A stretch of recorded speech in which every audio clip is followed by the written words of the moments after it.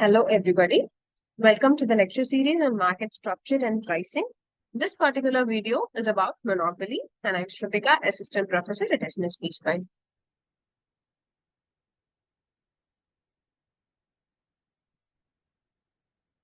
A monopoly is a market structure where a single firm is the sole producer of a product with no close substitutes, giving it significant market power.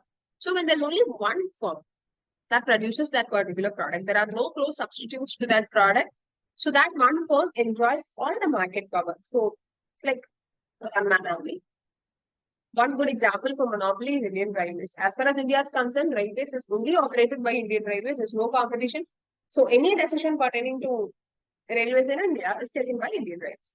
So monopolists have all the control over supply and they have all the control over setting prices for their commodity.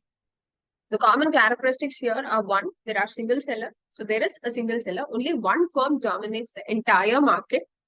No close substitutes. So the firm gets to enjoy the uniqueness of its product or service. There are very high barriers to entry. It's almost impossible for a new firm to enter into a monopoly. Had the barriers to entry been less, it would obviously be like there are a lot of players who enter into the market. So as far as monopoly is concerned, there are very high barriers to entry. So here the firm acts as the price maker and not the price taker. So that single firm which dominates the market sets the price, and this price is constrained only by demand and nothing else. So non-price competition. So here competition is not about pricing, but it focuses on quality, branding, service, etc. What are the sources of power in monopolies? Like we've already told that one firm enjoys all the power. So where does that power come from? One, from legal barriers. Because there are issues of copyrights, there is an issue of licensing, issue of patenting for any new firm to enter into the market. This single firm has the control over all the resources. It is this single firm which has exclusive access to raw materials, economies of scale, because this particular market structure involves large fixed costs. The higher the fixed cost, the more impractical competition becomes, because I have to invest a lot. I have to put in a lot of fixed costs. So definitely I'll think twice before entering into that market structure.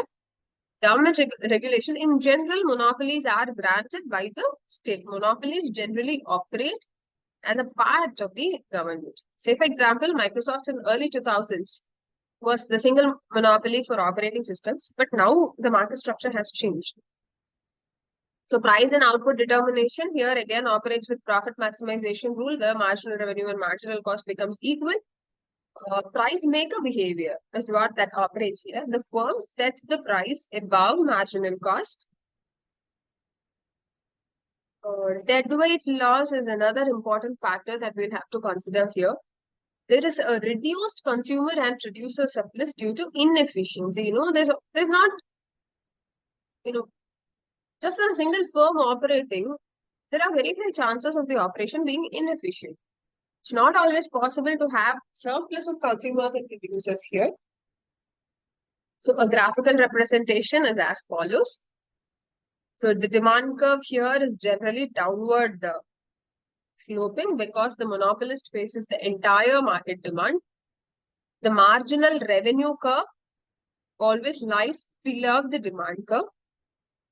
As far as equilibrium is concerned, output is lower and the price is higher than that in perfect competition.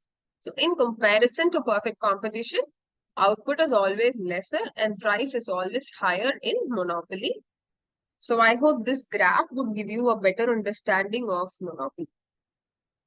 Some examples here are natural monopolies like electricity distribution companies, legal monopolies like pharmaceutical companies with patents for that particular composition, monopoly by resources, say for example, the bears controlling the entire diamond mining industry, government monopolies, as we discussed before, the Indian Railways.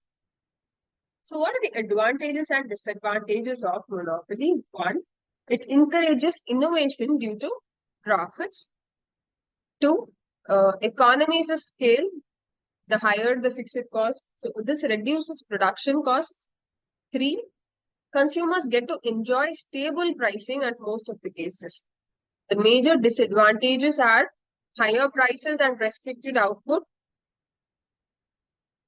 inefficiency and lack of competition, consumer exploitation, etc.